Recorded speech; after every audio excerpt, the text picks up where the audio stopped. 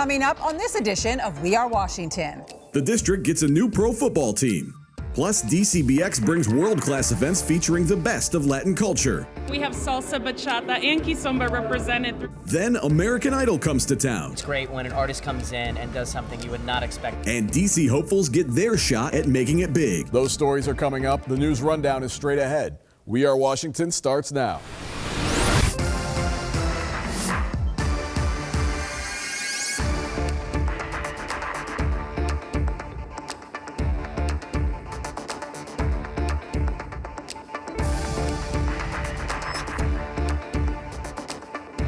Welcome to We Are Washington. I'm Matt Granato. And I'm Cecily Fernandez. This week, we're talking about the push on Capitol Hill to make D.C. the 51st state. Professional football returns to the district, and it's a go for a new museum celebrating D.C.'s official music.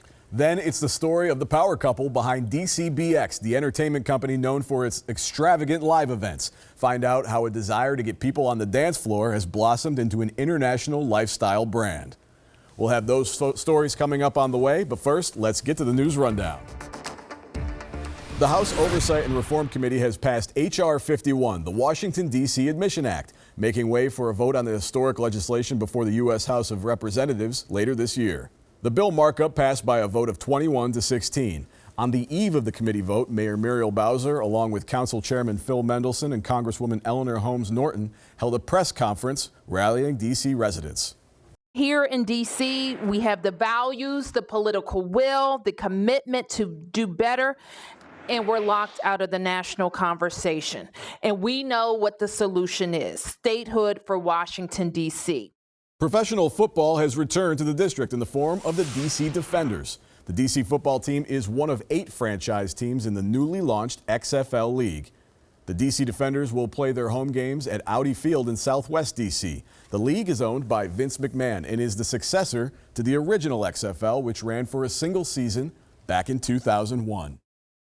We are proud to make history together with all of Washington tomorrow when we launch a brand new, fresh, fan-first sports league. And we could think of no better city than Washington to play the very first game of this new league. The D.C. Defenders won the inaugural game of the newly formed XFL by beating the Seattle Dragons 31-19. In 2020, D.C.'s economy is stronger and more resilient than ever. That, according to the 2019 Comprehensive Financial Annual Report. The report marks the district's 23rd consecutive clean audit and the 5th consecutive year the audit found no material weaknesses or significant deficiencies. Mayor Bowser announced at the release of the report that D.C. has a AAA bond rating, 60 days of cash reserves, and one of the strongest economies in the nation. Read the full details of the report by going to cfo.dc.gov. Construction is underway on a new state-of-the-art library on the site of the old Southwest Library in Ward 6. Mayor Bowser thanked community leaders as they gathered to break ground on the $18 million project at 900 Wesley Place in Southwest. The design of the new library emphasizes public space with a large meeting room, 3 conference rooms, 4 study rooms, and an innovation lab with 3D printers. The library also features an outdoor porch, solar panels, and a green roof. There has just been explosive growth and change in Southwest, and everyone made that very clear to me when I first got here. One thing that people asked me when we started work is that can we have a beautiful building, something striking, yet really respectful of the neighborhood's iconic architecture and its longtime residents, and we're going to do that. The renovation of Southwest Library is expected to take about a year to complete. 22 out of the district's 25 branch libraries have been renovated or completely rebuilt in the last 15 years. A fully modernized Martin Luther King Jr. Memorial Library is set to open next fall.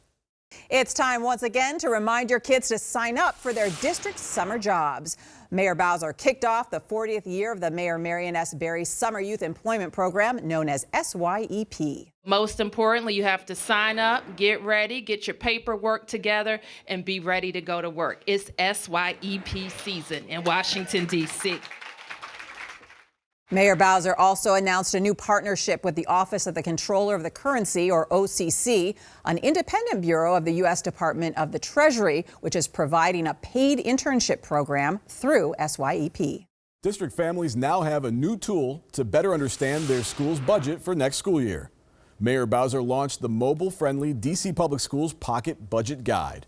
The first of its kind guide is designed to provide more clarity and transparency with the DCPS budget for the 2021 school year. DC's top teachers were honored in a big way at the 10th Annual Standing Ovation Awards at the Warner Theater. The DC Public Education Fund has hosted the awards ceremony to honor the achievements of educators in our community since 2010. Among this year's winners is 2020 Teacher of the Year Ashley Kearney from Ron Brown College High School, who is also a DCPS alum. It just makes me so happy that we have educators like Miss Kearney making it happen every single day. Teachers who know our kids, love our kids, challenge our kids, and set the highest expectations for them. I know I speak for the entire city in saying thank you. The 2020 Principal of the Year was awarded to Mossy Preston of Dorothy Height Elementary School. Headlining the big event and getting all those teachers out of their seats was Naughty by Nature. It was standing room only at the Wilson Building for the 5th Annual Community Cornerstone Awards that honor individuals and businesses doing great things for residents. At-large council member Anita Bonds established the award to honor heroes within our community. Among them, our very own Andre Lee, who was recognized for his years of dedication and service as president of the Senator Satchel Paige Little League, which has been encouraging district kids to play baseball since 1996. How to reach the ambitious housing goals set by Mayor Bowser was the focus of a public forum at the Howard Theater. The forum was a third in a series of public conversations on housing that the administration is holding to give residents a chance to weigh in on the city's strategy to advance housing equity. Mayor Bowser wants to add 36,000 new DC homes by 2025. We're going to be realistic about what it will take to get there, and we're going to lead the discussion. We're going to lead it in the communities. We're going to lead it at the council. We're going to lead it with developers. We're going to lead it with our finance partners out there. And that is the only way that we have any shot at getting that number of units built across the city. It wasn't long ago that go-go was named the official music of Washington, D.C. Soon, the percussion-based musical genre could be getting its very own museum. Construction of the museum is nearly complete, with a fundraising drive underway to put the finishing touches to rest. The Go-Go Museum could open as early as late spring and will be located inside the Check It Enterprises building at Martin Luther King Jr. Ave in Anacostia. So it makes sense. We had the Hip Hop Museum. That was around last year. We were talking about the 40th anniversary of Sugar Hill Gang and their Rapper's Delight.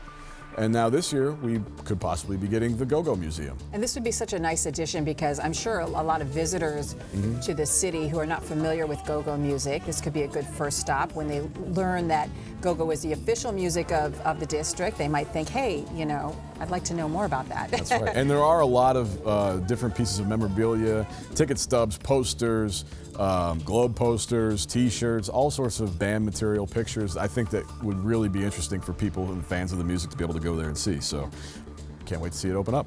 DC Defenders, are you going to make it out to a DC Defenders game at Audi Field, this football team in the district? Definitely. It's very exciting. I was talking to some of our colleagues who were at the first game, the inaugural game of the new league, and so great that that was right at Audi Field. And it was a great crowd, and they were very enthusiastic, and they won. Hey, they're off to a good start. Exactly, yeah. You can't beat that. Win the inaugural game, it goes in the history books. So yes, that's indeed. beautiful. All right. Lastly, standing ovation. This has been going on 10 years. Standing ovation. Now we honor our educators, teachers, principals, everybody involved in making kids' lives better in the district at DCPS. It's really nice that they take a moment to not only honor them, but give them a little bit of entertainment also. Definitely, and I think they were definitely entertained. Naughty by nature. Teachers do need, and it wasn't just teachers. We should also mention other people who work. Support staff were also recognized, which is great. And they needed a chance to kind of, get a little loose. That's right. Have some fun. And tied into that, I would like to say, all these great teachers, they do need a break in the summer, and that's why it's so important for all our kids to sign up for SYEP. That's right. They need to be working all summer while the teachers take a little bit of a break. Teachers need a night out as well. Yes. That's right. We're set to bring you an experience like no other. Take part in DCBX and their world-class events featuring the best of Latin culture. And after the break, American Idol comes to DC, giving residents a chance to try to make it big in Hollywood.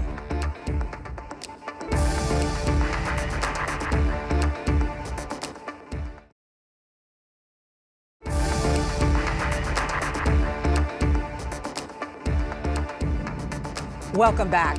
It was a shared passion for Latin dance that first brought the couple behind the entertainment company DCBX together. Now, as the company is poised to take its international lifestyle brand to the next level, we caught up with them at one of their recent events at the Eaton Hotel.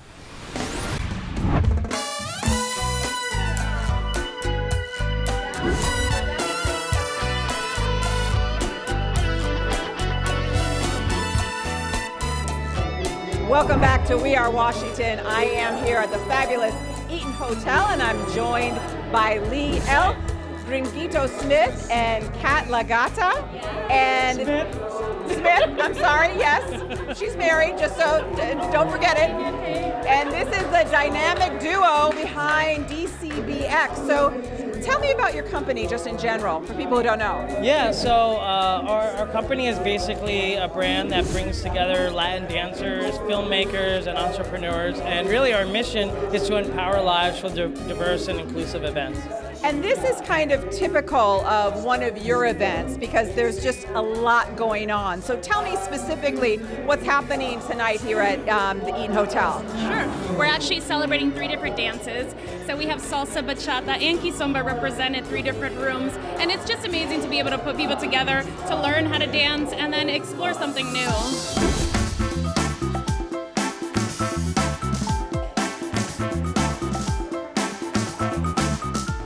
What's great about you guys is you're not just partners in crime with the DCBX. You're also life partners. So what's that like to work together? Obviously, you spend a lot of time together, and you teach these very sexy dances. So is that the key to the success of your relationship here? Yeah. Well, I mean, I think it's a beautiful thing when you can find. There's a cliche that you can't work with your significant other, and I believe, and Kat and I believe that if you can find the things that make you more powerful as a couple, you'll be able to really succeed and do anything.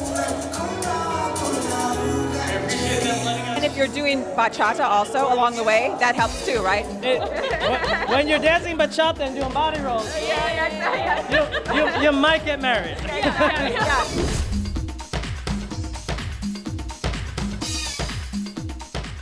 I mentioned briefly when I introduced you guys, you're known as Lionel Granato Smith. So tell me about the nicknames you guys have. Yeah, so my very first instructor, almost 20 years ago, he called me Granato, and at first I was like, oh, he called me like the little white guy, and I was like, well, I'm the little white guy. But I was thinking about it, I was like, you know what, it's actually a perfect name, because why would you want to learn the Latin dance from a white guy when your business card says Granato? They're like, well, I'm pretty sure he's not trying to hide it from anyone. So Kat, how did this El Granato manage to seduce you on the dance floor? How did that happen? Well, it definitely started with bachata. Okay. And I know you've got so many big events. Obviously, this one here, you have New Year's Eve, you have, you're kind of doing a lot of different things. But where do you see the company going next? I guess our biggest mission is to bring everything that we do to everyone and make it accessible. So, in some point, we want to actually do an outdoor festival that includes everybody, free to the public, and gives a little bit of piece of DCBX, the film portion, the dance portion, the educational sessions, and bring it into an outdoor setting. Yeah. I mean, and I think to what Kat's saying, when we first started, it was how can we impact 500 people? And then move on 10 years, how can we impact 17,000 people? But how can we impact 70,000 or 700,000? And our goal for DCBX in August is really to create the next South by Southwest, but with more of a kind of a Latin diverse feel. So the goal is 100,000 attendees by 2025.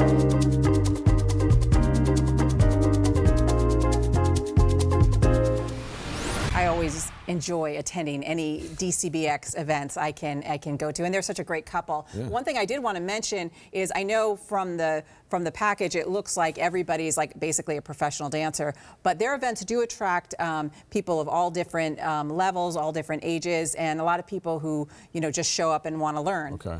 And So. do they have anything below novice? Because that Is might that what be, you're looking for? It might be. I might even be before you get to novice. Like novice might be a couple of weeks into the program for me. I don't think you're giving yourself enough credit, and I think the only way to find out is to go to one of these events and see what you can do on the dance floor. All right, maybe I will. Yeah. Okay. Hundreds of aspiring singers bring their dreams to Washington for a once-in-a-lifetime chance to be discovered by Hollywood. We'll bring you behind the scenes at the auditions for American Idol. We Are Washington continues after the break.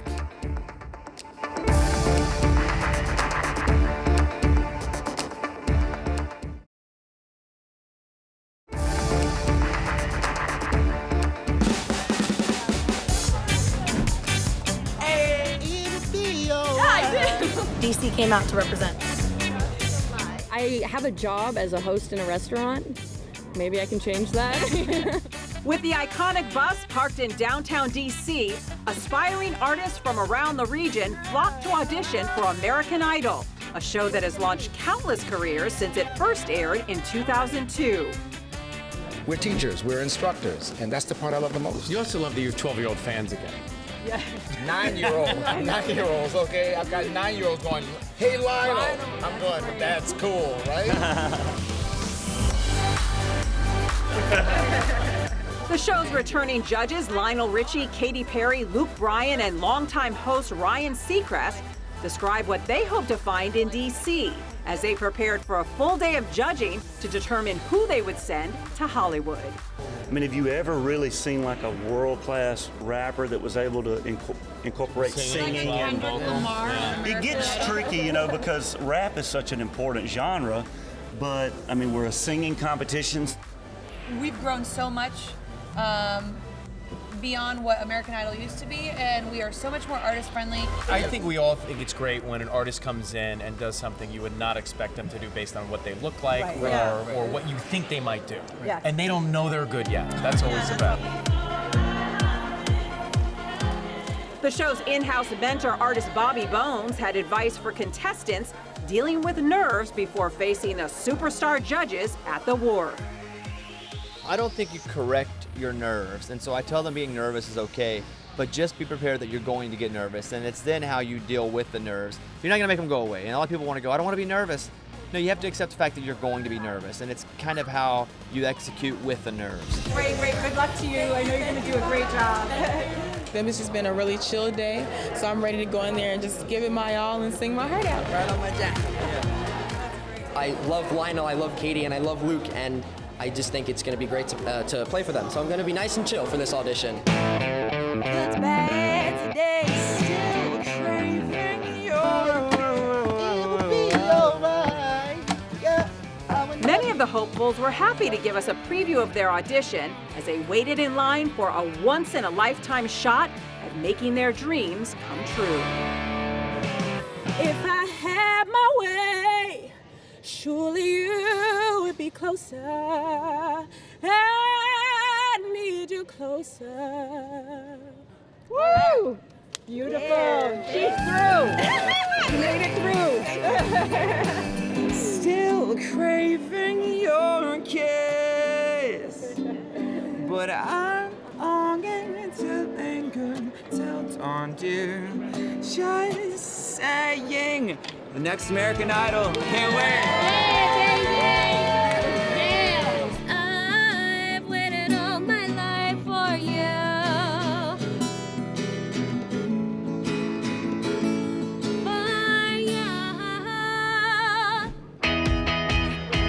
Original song. There's no song. I was like, After talking to so many talented young people from the area, we're guessing the next idol has got to be from DC. It's really nice to be here and to have that home court advantage. I think what sets me apart as a singer is I have like a really solid like female rock voice, and I'm able to evoke a lot of emotion in my voice. So I'm singing Piece of My Heart by Janis Joplin, and I think that'll really wow them. Wow. Yeah. Going to Hollywood. Silas, I'm going to Hollywood. Go-go music. Have you seen any go-go artists yet? No. No? Okay, well, we hope to see one, and we hope that the person who's going all the way needs from to... right here. Right, I got you. You expected that, right. I think that, is that a chance? Have you seen some good talent here in D.C.?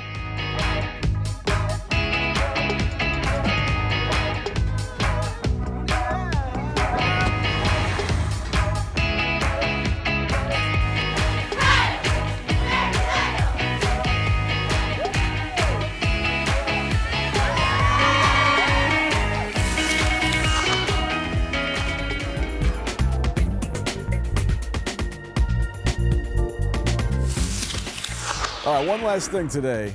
When the DC Defenders and the XFL came to town, they came bearing gifts. The mayor has long said that she wants Washington, D.C. to be the sports capital of our country, and we want to make certain that we're adding to that. So happy and pleased that Mayor Bowser would join us today, that she would welcome us as a new entity into the sports scene here in Washington, D.C. And for that, we would like to present her with her own DC Defenders jersey with the number 51.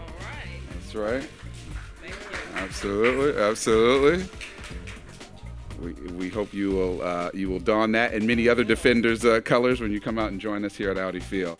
There we are. See Mayor Muriel Bowser receiving a jersey with the number 51, but also Miranda had a chance to check out Audi Field. Nice. You see the video.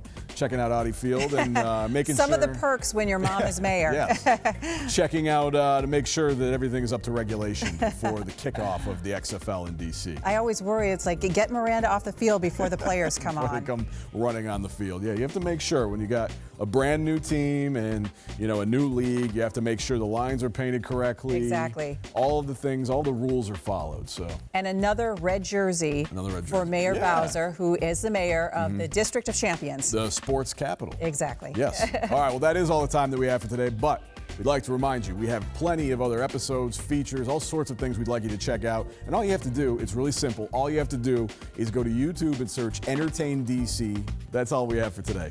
See you next time.